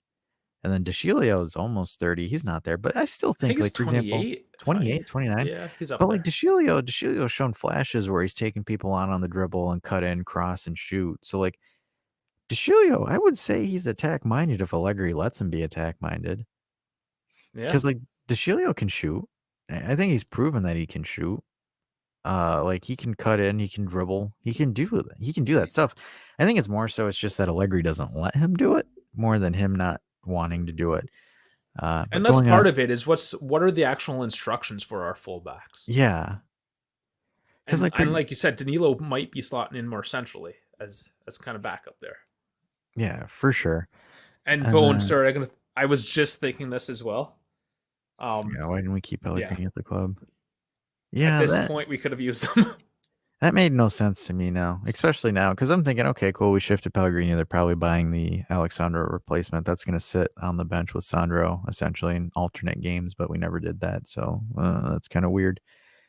And then yeah, 2K says it too. He said we've scored a lot of goals from crosses. Not all were headers, so I think we should just focus on getting the ball to the wideman. Yeah. I mean, Mhm. that's kind of, if you were here for when I gave my breakdown earlier, that's what I think we should play. Definitely. So definitely Yeah. going in on the edges. So and then again, yeah, with Bones Pellegrini not being kept, I don't get that either. That makes no sense to me. That's There the one thing I again, maybe never there's understood. something on the back end that we're not sure about. Maybe Allegri just doesn't like him. I Yeah. don't know. So I don't and have that then answer, unfortunately. speaking of Francisco saying that we were looking for a fullback. Oh, I don't And we have the definitely, article. I think that's the. Oh yeah, there was something that just came out. What was that Yeah. name now? Is that Uh, what you're looking for? yeah, I'm trying to see if because I thought I had it saved here. So here's some bad news to the Grimaldo train as well. So there's an article here by JFC News. It says that Newcastle and Arsenal are joining the battle to Well, Juventus for Benfica star Grimaldo. and Adrian from Rabona TV there did say that pretty much the whole world is looking at Grimaldo. So this isn't really a surprise. It's not what you want to hear as a Juventus fan. I think we're maybe getting on the Grimaldo hype train a little bit after speak to Adrian, getting Yeah. a different perspective.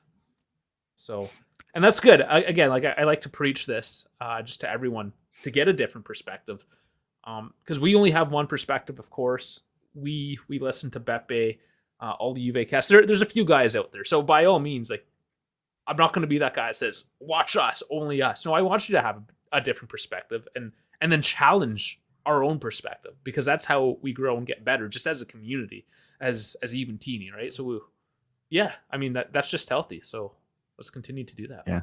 And I think this might be another person too that they were looking at as well as Remy Benzebanini.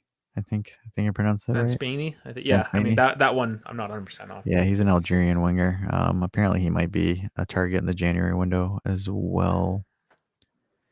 So, winger, and then someone's gonna comment saying, "I bet you he's gonna have him play left wing back." Yeah, I mean we always get that. So there's that right there, and then I think that was it because it was just that was the only news, and then Murdrick, that's who it was. Murdrick. Yeah, Okay. I don't. Murdyrk, I believe the spelling is. Here, I'm muting because I got the loud key. I gotcha. Yeah, I'm trying to see if I can find it on here, but if he finds it there, he finds it there. But yeah, I don't think I have it here, so Okay, so just something. stop sharing. Well, Give it back to you. I'll do the share screen. This is UVFC I'm about to put up, which Then is a fan site, so take it for what it is. And then also, guys in the chat and people on the replay as well, just give us some feedback because this is kind of like the first show that we did where we're streaming graphics for a good chunk of the show instead of us just seeing our faces. So just let me know how the snipper tool was. Did you guys love the little sketchboard, etch and sketch on the tactics and fun stuff? Sorry, the one time I don't mute the phone. That's rookie mistake. Sorry, guys. It wasn't me this time. It wasn't, but it didn't go on for an hour through a video. So yeah, I couldn't even hear it, to be honest with you. I'm surprised. And then I like listened to the replay and I'm like, oh shit, it is beeping. It's there, yeah, very faintly. But anyways, yeah, this is basically the article. Ukrainian. Oh my god, did I not? I guess someone's super popular. It's in a different. That I'm not getting into it. I just threw my phone out the door. Hopefully, it's gone now. Yeah, but that's basically it. That's just 30 million. Murdrick is cheap. I mean, cheapish. Sure, it's about what you would expect to pay. But yeah, that's really it. It's just kind of a little tidbit. There's not really much else to report on that. Yep. And then today, so just to kind of brief summary of some of the matches that went today as well. Just so we have an update around the league. So I'll share my screen. just buy players from AX. Just buy the whole team. Yeah. Just buy all. Yeah, Ajax. Buy them. We have the soap here. People always call it Ajax. Like, it's not Ajax, it's Ajax, guys. Like, get it right. Well, so I think it's Greek initially. So how do you say it in ancient Greek? Because he was in the Odyssey, the apparently oldest Western book ever written. I don't know. 1,000 years ago. All I know is Deadpool says Ajax. Okay. I mean, I think it's just one of those things that I'm not gonna. This is the language police segment of the show. Yeah, this is the hi, welcome to the language police segment where we just absolutely grill Dash because he has the whitest accent ever. Yeah. Oh, yeah. I mean, it's you. It's you, and we love you. It's just me. Oh, shucks. So just some results that happened today. So Empoli and Bologna. So Empoli beat Bologna 1-0. That was a goal scored by Bendiandelli. And then the other update was Spezia beat Sampdoria 2-1. So goals by Muriel and Nozola. And then for Samp, we had Sabri, who scored. And then Sassuolo beat Torino. So all of you Ivan Juric fans, your buddy's losing again. So people that are saying Ivan Juric for Juventus, no bueno. 90th minute too from Alvarez. I know Alvarez got a 90-minute goal. So let me see if I can pull up the table real quick. So just kind of looking at the table, just an update on that bad boy. So Napoli, obviously first place, Atalanta second, Milan third, Udinese fourth. Those guys aren't going to last. No. Roma, right, tied up with them, 13th. Inter 12, Lazio 11, us at 8th with 10. Yeah, and I So mean that's still only 4 points it's only off. 4 points. And And not to answer this question, this is kind of I guess what we're getting at.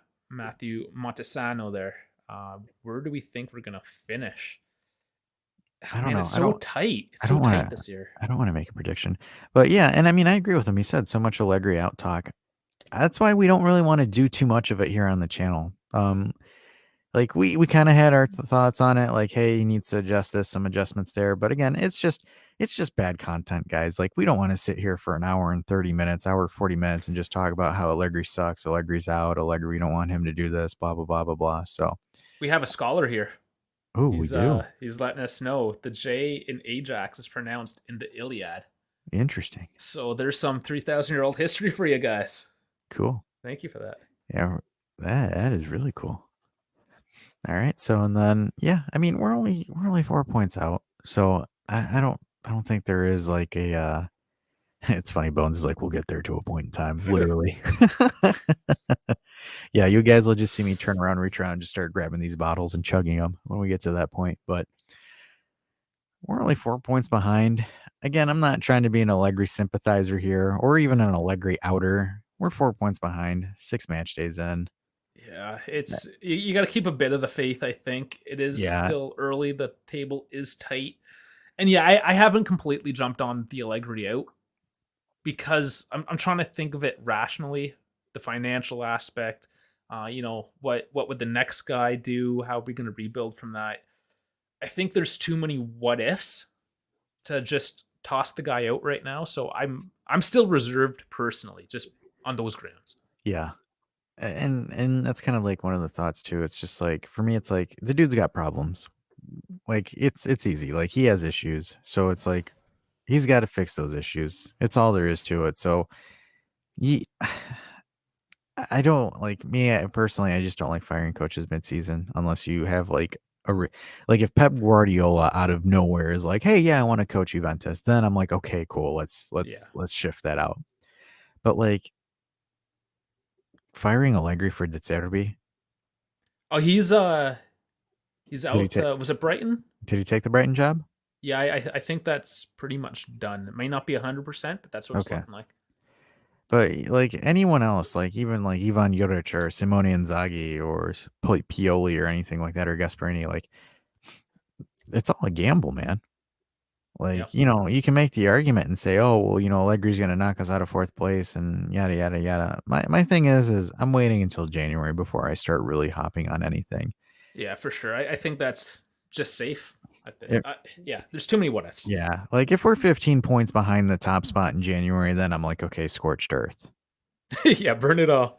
Yeah, just burn it all at that point. But like if we're in January and we're only like 3, 4, 5 points behind the top spot, is it worth losing your mind over? Because, like, for No. example, let me see if I can pull the previous season on here. No, I don't think I can. But, like, is it? Because, I think like yeah, I don't think it is. I think we still need a bit more patience. I know the last week was really tough.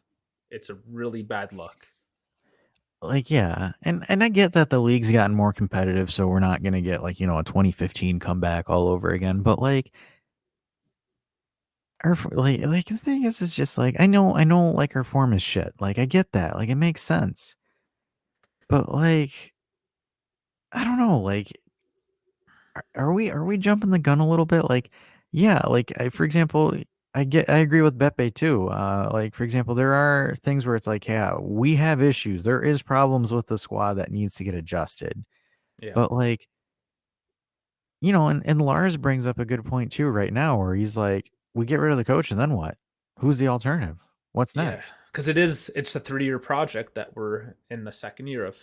I mean, Yeah, so it's you like got to build it. You got to give it the time that was allocated for it. and like the thing is like the names that we keep hearing is Tuchel, Tuchel, Tuchel. Well, like everyone complains about us sucking how we play. Tuchel's again a German Allegri, and Chelsea Yeah, fired him because he's a pain in the ass to deal with in the locker room as well as like a manager. yeah. Which So we saw with Sardi. I mean, we got rid of him for similar reasons. Yeah, so, like, the thing is we fired Sarri because Sarri was a pain in the ass to work with in the locker room, and then Bauer, Chelsea's owner me as the new coach, Yeah, that's you're funny. getting a few shout outs here. They like your tactics. We're gonna improve on if you guys like the tactics segment there with the lines and whatnot, that's something you guys want to see more often. Uh we can definitely look at getting something a little more fleshed out than just the snip and sketch tool Yeah, there that we're kind of trying out. So I yeah, mean, give it tell us. Just give yeah, us suggestions and we'll work on those things. just let us know because that was something I Yeah. thought up on a whim. That was an improv, guys. I improv midstream. But, like so, like, because like, you watch that Calccio's boy video on Tuchel if you really wanna go into it, but, like, some of the things that I saw with, was, like, for example, Tuchel got fired, and I'm quoting Rabona, is because, like, in his video, he illustrates that, like, the management want him to do, like, for example, "Hey, I'm gonna bring you in on the meetings. I wanna bring you in on the players and all this," and Tuchel was like, "No, I just wanna coach, and that's it." Like, no. Like, yeah, Chelsea board's like, "No, we want you to also help dictate transfers and help us figure out what players you want." And Tuchel was just like, "I just wanna do the tactics." Same thing with Sarri. Sarri was the same way too. Sarri's like, "Oh, I just wanna do the tactics and do this and blah, blah, blah, blah, blah."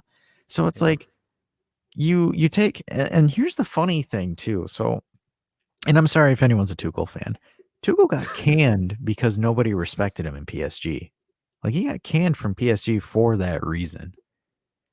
And And then, like I would go as far as to say too, you have those high profile players that are hard to manage.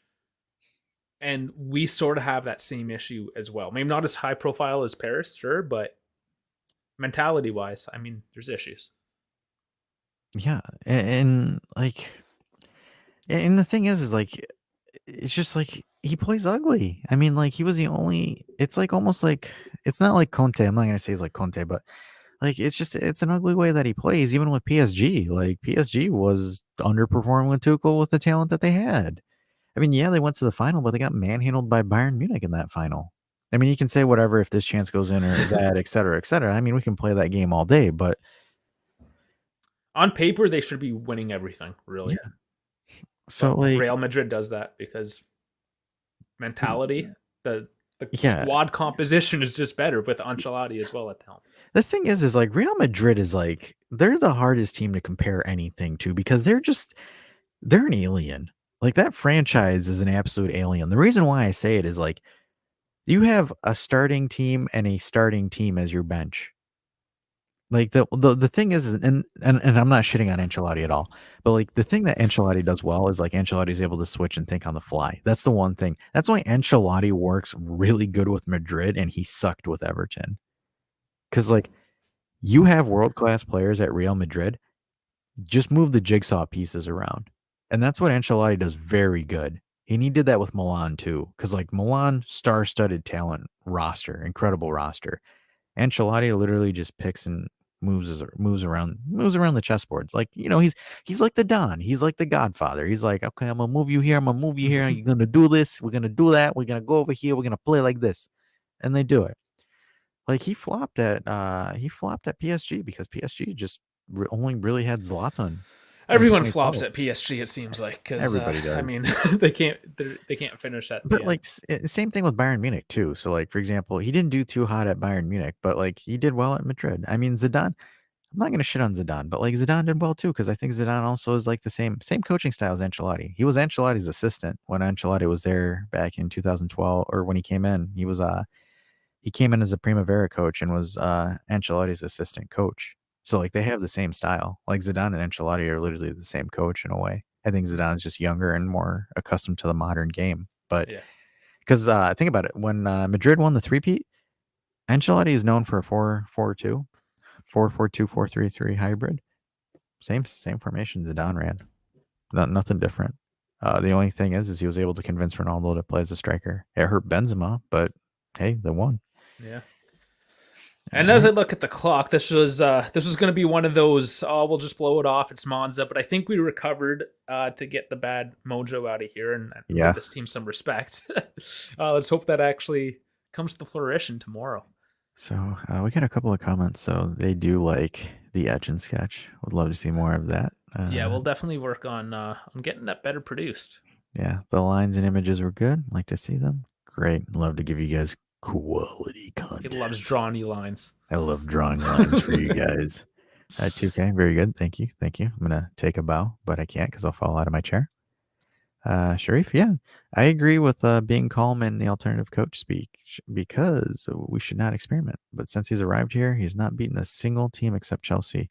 That is true, and we actually covered that yesterday in the Benfica post game where we showed that up. I think it was a tweet from Julian Gennatti where he said he's like one for something against actual good teams. Yeah, it was a couple days ago. The post game we did that, Yeah, so I can check that out there check as that well. out. But I mean, I gotta be careful of kind of telling people we're sort of done here because then they just leave. And I haven't really gotten into the whole shirt thing. I said I was going to talk about it some more.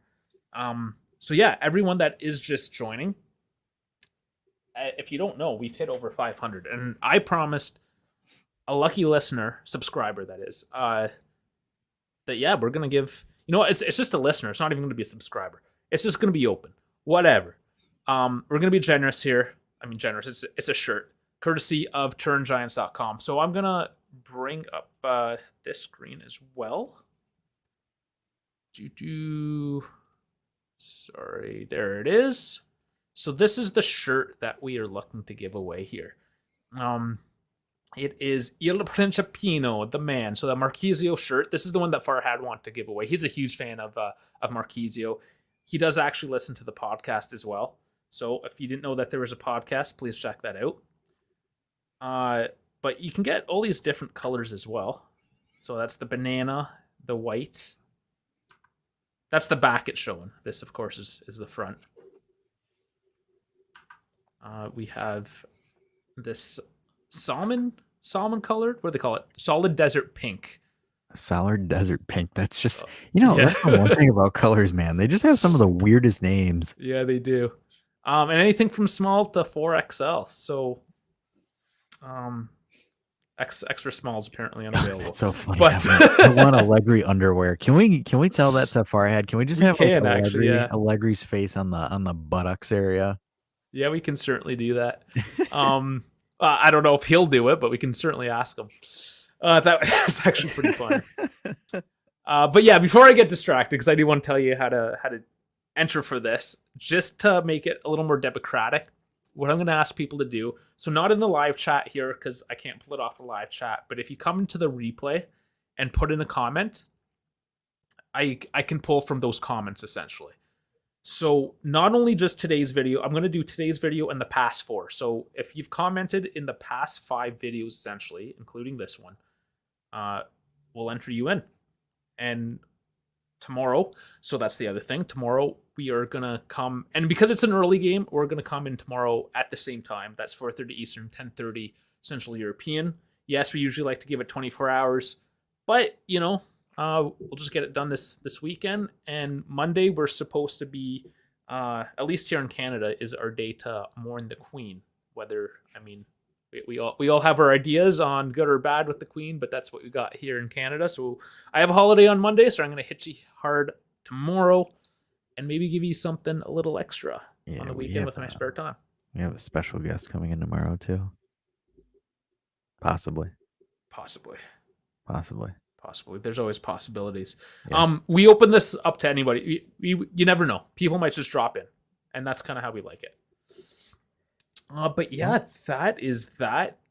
Remember, of course, hit that or take a picture of that little scan barcode thing there at the top that drops into the Discord as well. Instagram and Twitter. You can find us everywhere. Everything is in the description. So, Dash, I think you know what time it is because the music's about to play.